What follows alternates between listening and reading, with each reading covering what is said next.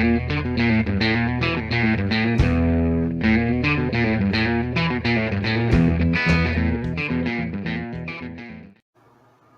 welcome to today's episode. We have an exciting topic and guest. We'll be talking commercial real estate and its relationship with wealth and financial security with Elizabeth Leader. She has a great story and will be providing a lot of information for us.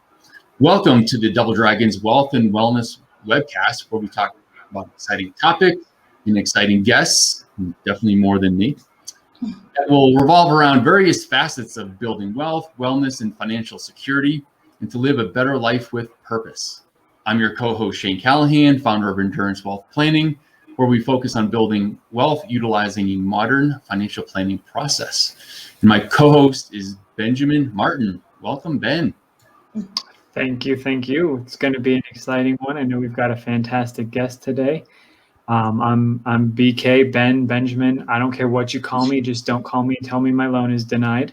And I'm a mortgage loan officer with Alliance Mortgage Group, helping people purchase and refinance homes all across Colorado. Awesome. Well, welcome, Liz. Thanks for being here today. Thank you for having me, Shane and BK. I'm really happy to be here. Sure. So the first question I think a lot of people have, and especially myself, is what is commercial real estate?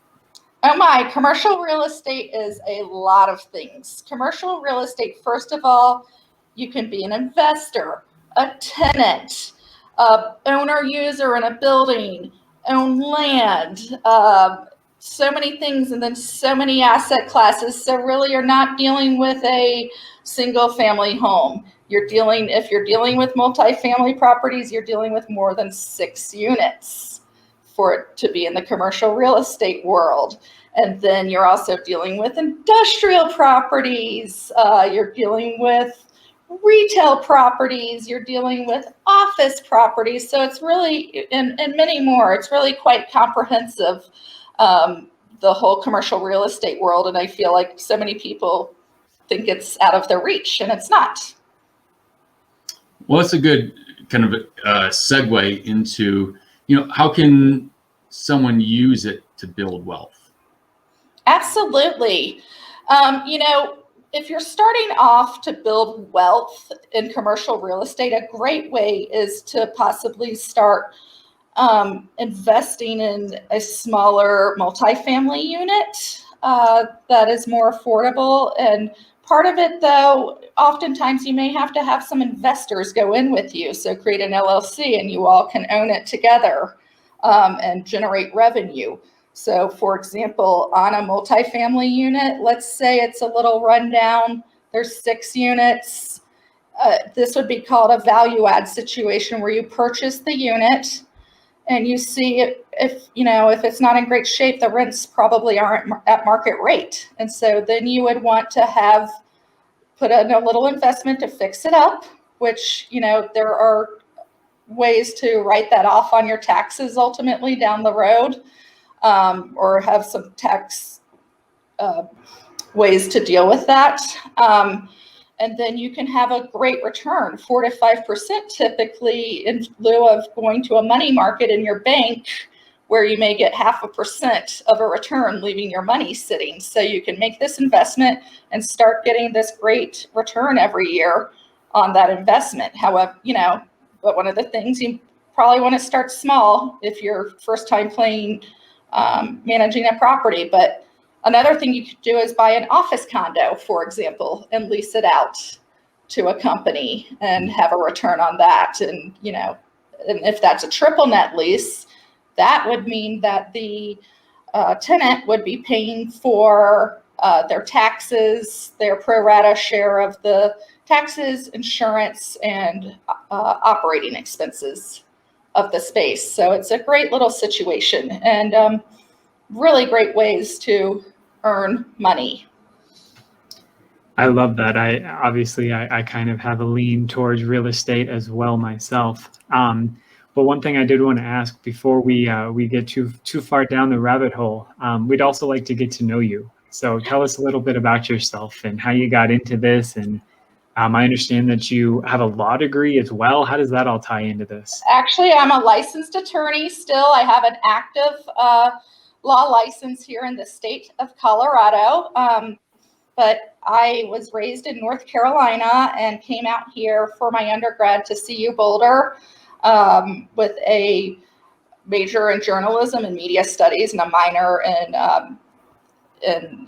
oh my gosh, political science. And I really loved with my major how the laws and things behind how people send and receive information. This is a great example on a mass scale. And I started off wanting to do either intellectual property law or working against the FCC on broad policy decisions and making. Ended up my first year in law school in California and transferred to DU. While I was at DU, I actually ended up in the criminal defense clinic and did really well with that as well. So dipped my toes in a lot of things and worked also for the company at the time that owned Einstein's Brothers Bagels and did some real estate with that and clerked for a lawyer who also did real estate in North Carolina. So had an interest in that and then graduated and got licensed in October of 2007. And then the economy crashed. That was super fun. Worked for about 7 years as an attorney and decided I needed to switch gears. It just wasn't my cup of tea. And realized along the way that I probably should have been doing commercial real estate a long time ago. I was in a high school that was near an abandoned factory. And back when I was 17 years old, I used to sit and go, I would love that factory. What can I do in there? So, kind of a rough time when the economy crashed, 2007, 8, 9, started leading me to this different path. And I now love what I do. And I've been at this almost 7 years. Perfect. Tell us a little bit about yourself, talk a little bit about your background, but your home and work life and how that works, especially now in the last, year and a half almost. Absolutely. So I am married and I live in Lakewood and I have a 3.5-year-old daughter. And like most other people in this world, we had her home a couple of times during the pandemic. Luckily, though, we ultimately got her back into an in-home daycare that she had been in. We felt comfortable, but certainly, the balance has been hard this year. And I'm also, for example, on Tuesday, I moved my 76-year-old mom from one apartment to another. So I'm juggling a lot, but one of the things I do with my clients is I'm honest with them. I say, hey, I'm moving my mom on Tuesday. I'll be out of pocket. And I find that's really important is to just tell people what's going on and they will respect you and honor that because they have the same things also happening. When I first got in this industry, I was told not to bring my kiddo to tours, even when she was a baby. But guess what? Everyone does it now. So the pandemic has changed things for the better for a few things, and people respect that you have a life and family, and sometimes they are going to integrate and mesh together. So, and that's what's been going on with me right now in terms of kind of handling it all. Yeah, so definitely. Getting back into the to a question for you. You mentioned a lot about the pandemic and stuff like that. What are you seeing in the market right now? What's going on with the commercial real estate? I know that a lot of people are really interested in how all this stuff is kind of affecting that. Well, first of all, it depends on the asset class. So let's talk about industrial. It's really going crazy. It's doing quite well. Rates are going up. They can't build industrial properties fast enough. A lot of that is because of supply chain issues and e-commerce growing. So that's a huge hot area right now. And it has always been, if you're a smaller user for industrial, finding smaller spaces is tough. So in that area, everyone's doing quite well. Office, everyone's like, oh my gosh, what's this going to look like? Return to the office. Well, it's going to be different for some people and for some it won't. What we're seeing is definitely a lot of people, including myself, who wanted to get back in the office. I miss my colleagues. I missed being able to walk over to a desk, and say, what's going on? Can you help me with this? And not have to take 2 hours to Zoom someone or find them or track them down. And I have been in my office albeit carefully with a few of my colleagues. We're seeing the smaller, more entrepreneurial users getting back into their office. This wasn't like 2008 where no one could pay their bills. This was a different situation. It was a wait and see of what was going on. In terms of the larger floor plans and the high rises, these larger companies did maybe year extensions and are sitting and waiting, and a lot of them don't have their plans on how to reopen the office yet. So that's where we're seeing a lot of potential sublease space, but they're still in the space. So they're still working on this, but I suspect you'll see, and you've heard probably about this hybrid types of working now. You're going to see people out of the office more because they know it can be done, and people have lives.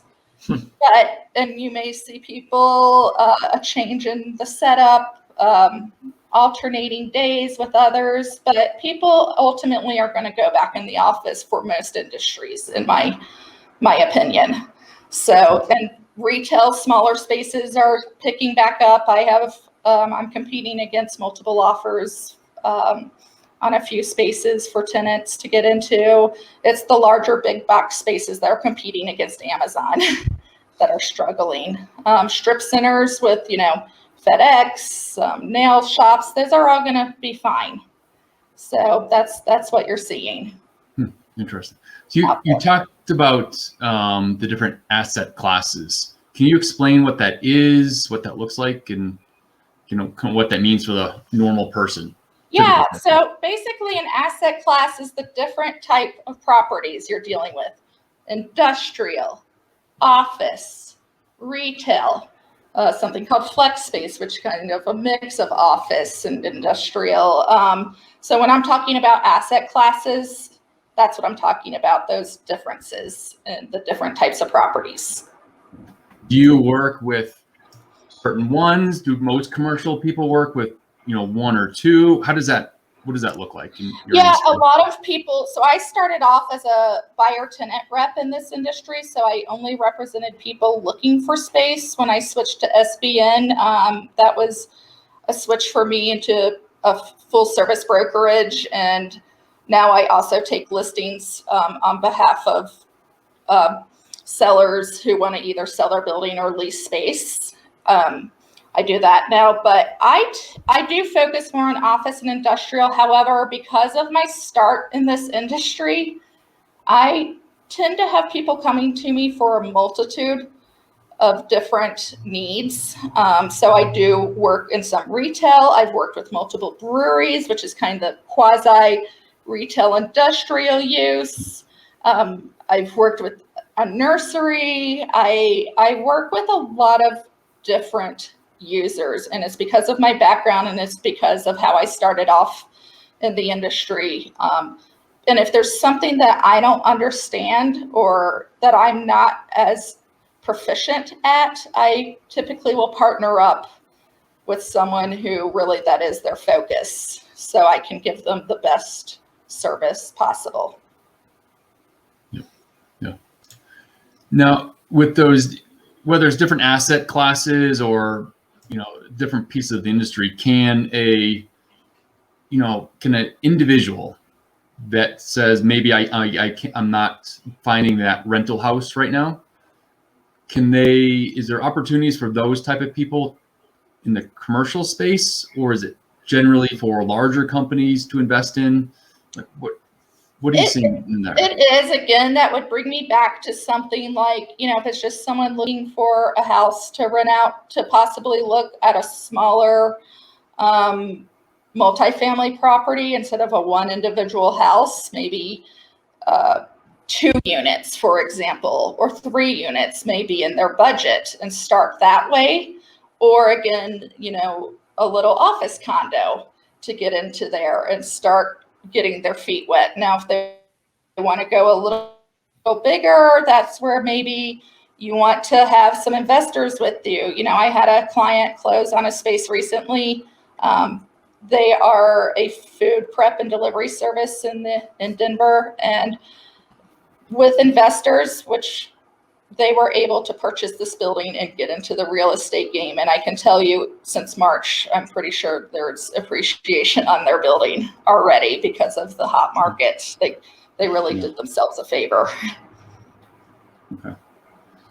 So just to reiterate that, so you're seeing, along with the home in individual homes increase in value, you were also seeing some of the office space and other commercial spaces increase in value. Some, yeah. I mean, certainly the larger downtown office buildings, those are going to take some time to recover. But on some of these smaller buildings, particularly in the industrial world, flex industrial space, some office buildings for the right user, absolutely, we're seeing continued demand and appreciation in those prices. Okay. Yeah, I mean, who would have thought that, 12, 13 months ago? Yeah. People thought the world was, coming to an end potentially. Absolutely. Cool. I have a question for you, Liz, just to kind of shift gears just a little bit. Obviously, still keeping it in the commercial real estate, but what has your experience been being a woman in a typically male-dominated industry? How has that been for you? What's your experience been with that? For me, just go do your job and do it well. And any of those people who may still hold some of those older ideals, keep working, go around them, and get the job done. That's what I do. That's what I did as an attorney, because it's the same situation, and you have to just push that type of personality to the side. And, a lot of people actually like working with women because we have a, different approach often into how we do things than some of our male peers. So it's been just fine for me, and I just do my thing. And if I have to, flex my muscles, for lack of a better word, I will. But I also find, and I did practice law like this, and I kind of do most things in the world like this. You catch more flies with honey than you do with vinegar. So I really try to approach everyone being cooperative and in good faith. Nice. Yeah, I mean, continuing on there, so if someone wanted to get into the industry, what, like any industry, there can be a lot of different paths. But what would be some of your suggestions, recommendations right now, and advice for someone to get into, the commercial real estate side for what you do, the broker side? Absolutely. Well, first of all, I never went to the residential side. I jumped right into the commercial side, and there is a significant difference on how business is done and what you're looking at. And when you're dealing with businesses, typically some of the emotion is not there that you're dealing with homeowners. So, and you're dealing with very educated business owners on a whole in the commercial real estate industry. So I suggest, if you're in school and you're interested, maybe intern with a company like ours or anyone else to kind of learn the ropes and see what you have to do. Now, if you're looking at a career change, just like residential real estate, I mean, you're going to have to build your business. So you may have a deal and then wait 10 months and not have another deal. So you have to be prepared for that. But we're always looking to train someone up. And I literally jumped in and because I've lived here since 99 and just started marketing and learned and went for it. And was it scary? You bet. But you just go for it and do it. And I've had so much fun learning it. And I love mentoring individuals who want to move into commercial real estate. Nice. So Liz, along that note, why do people enjoy working with you? Why would somebody want to work with you over anybody else? Well, there's a few things. First of all, I hit on it before. I'm really honest, and I'm just going to tell you what's going on. I'm not going to lead you astray. I really want to see people succeed. So with my legal background, I have high ethics and professionalism standards. And so I'm not going to just get a deal done to put money in my pocket, because that would just be unfathomable to me. I'm really going to protect you and say, I don't think this is the right idea for you. Stand back. So I really do take some of my legal background and utilize it in my brokerage background.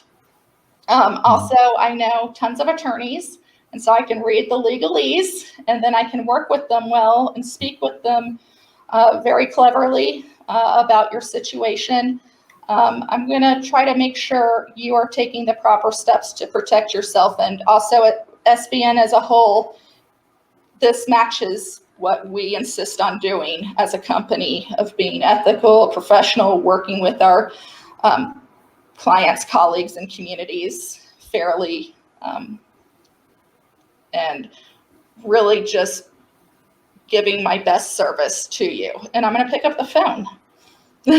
Also, a lot of brokers don't pick up the phone, and I'm going to talk to you. And that's a big one. So along that note, speaking specifically to you, what's the future of your business? And I want you to answer this in two parts. I want you to answer it. One, what's your personal future? What do you foresee for your personal future? But also, what do you kind of foresee for the industry coming up? I mean, we have a new president. We have a lot of stimulus that has been going on. So can you talk to both of those aspects? I sure can. So for me, like I said, it takes some time to build your business. And I'm very much like this, a relationship type of person. I'm not as much on the phones as maybe other people might be, just because of my deep roots here, my ability to network well. So actually, believe it or not, during the pandemic, last year was my best year in this industry. And I'm looking to probably double that this year, maybe more. If these deals get completed by the end of the year. Commercial, by the way, takes a lot longer often than residential, so you have to have patience, but it's really rewarding. So for me, I see a lot of growth. I continue, I have a great educational background, but I continue to learn every day, and that is exciting for me, and get new challenges. So I look forward to expanding my business for the next many years, maybe take more of a leadership position in the next few years as my child gets older. So that's personally. And then for the industry, it remains to be seen quite what's going to happen. Of course, we all want to help our country, but, Biden right now is planning on getting rid of 1031 exchanges, which allows you to avoid capital gains costs if you find another similar like property and purchase that when you're selling a property. So that's something, professionally, I don't want to get rid of, because it hurts our industry.